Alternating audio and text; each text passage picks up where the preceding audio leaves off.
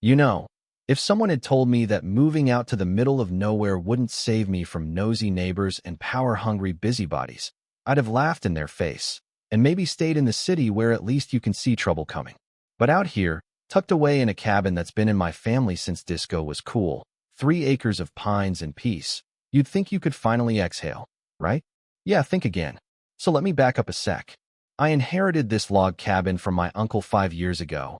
Nothing fancy, just 2 bedrooms, wood stove, a porch with a swing, and the best view you could ask for if you like your sunsets with a side of quiet. My nearest neighbor was half a mile down the road, which is how most of us liked it. Minding our own business, not getting tangled in anyone else's. For a while, it was perfect. That was until a developer got it in their head to plop down a shiny new subdivision 2 miles away and call it Mountain Vista Estates. Like slapping Vista on something makes it special. At first, it seemed harmless. 50 new houses, paved roads, street lights, folks in polos walking dogs instead of the usual deer and raccoons. And, of course, a homeowners association sprang up like mushrooms after rain. But hey, they weren't anywhere near me. Or so I thought. The first sign this was about to turn into a circus hit me one crisp October morning. I was at my desk, freelance web design, so I get to avoid all that office coffee breath and fake birthday cake when I hear engines rumbling up my private dirt road. Now, nobody comes up that road unless they're lost, delivering a package, or planning to ask if I know Jesus personally. But what pulls up? 2 shiny SUVs, doors popping open like they're on a reality show. 4 people climb out, all dressed like they're headed to a board meeting instead of the woods. There's this one woman, platinum hair sprayed so hard you could bounce a nickel off it, clearly the ringleader. She points at my cabin, snaps her fingers, and suddenly everyone's jotting notes and poking around like they're prepping for a grand unveiling. So, I head out and, try to be civil, but it comes out more like, "Excuse me, can I help you?"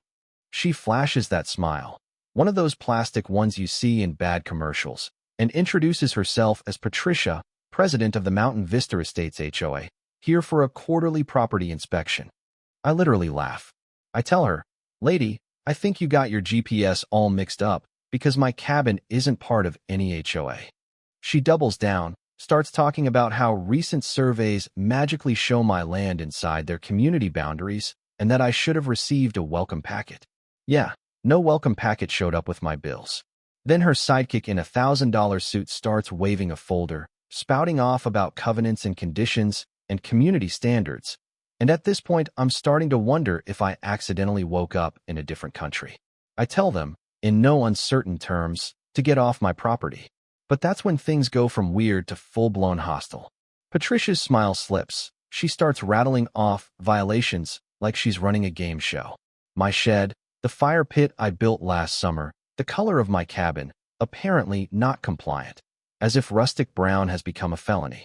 I'm losing my patience, so I pull out my phone and dial 911.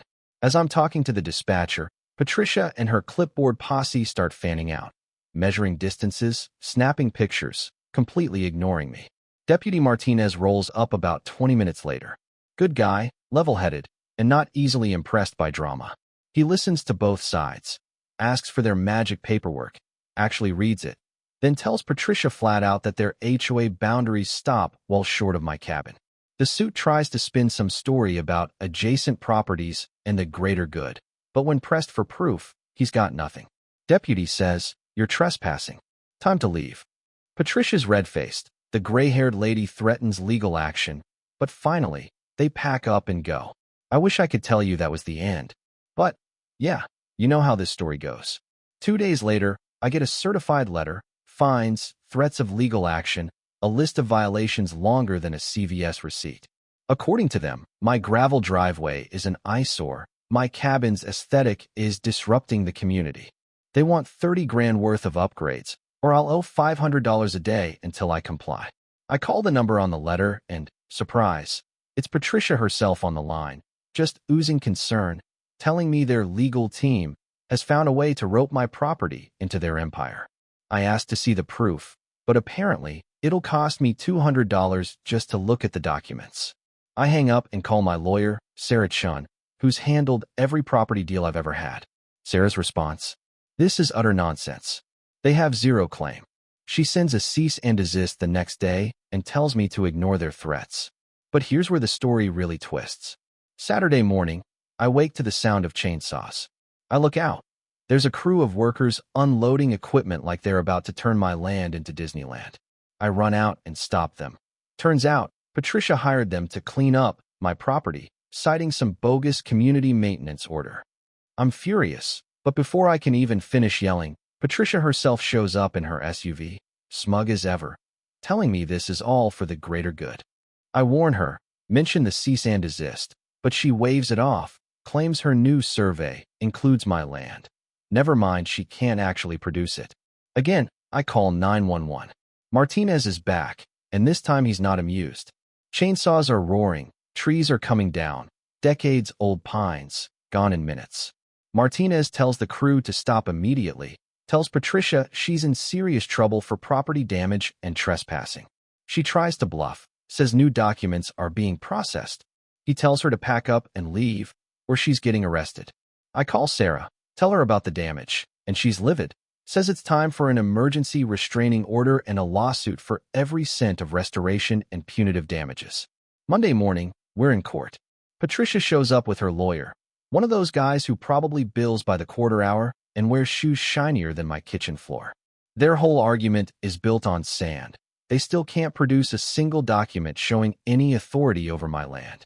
The judge, cool as ice, sees right through it. She grants the restraining order, tells the HOA they're paying for a full property survey, and gives me the green light to pursue damages. Here's where the twist lands. A couple weeks later, the survey comes back, and shocker, my land is completely outside the Mountain Vista Estates. No gray area, no border dispute, just clear lines. Sarah pushes hard, demands full restoration, compensation for damages, legal fees. Patricia's lawyer tries to play hardball, but we settle for $75 grand and, more importantly, a permanent agreement that the HOA will never, ever contact me again. You think it ends there, right? But the best part, one day I'm picking up groceries in town and run into Martinez. He tells me the whole HOA collapsed after a bunch of other locals came forward. Turns out, Patricia and her little empire had been trying to pull the same stunt on half the mountain, bullying and fining folks for things like bird feeders and porch lights. After lawsuits started flying, the HOA folded. Patricia? She skipped town, ran off to Florida. Maybe she'll try to annex the Everglades next. I used the settlement money to replant trees, restore the habitat, even splurged on security cameras just in case any more community improvement fans show up unannounced. The land's healing. I'm healing too, but with a few more gray hairs and a lot more stories about the things people will do for a little control. Sometimes it's not about the law or the land or even the money. Sometimes it's about standing your ground, saying no so loud the hills echo back. You gotta know your rights, and you gotta be willing to fight for them, because nobody else is gonna do it for you. So what do you think? Was I right to stand up to Patricia and her self-appointed HOA, or did I just make things worse for myself and my neighbors? Have you ever tangled with a power-hungry neighbor or a fake authority figure? Drop your thoughts below. Let's hear your stories about justice, boundaries, and what you'd do if someone tried to take what's yours.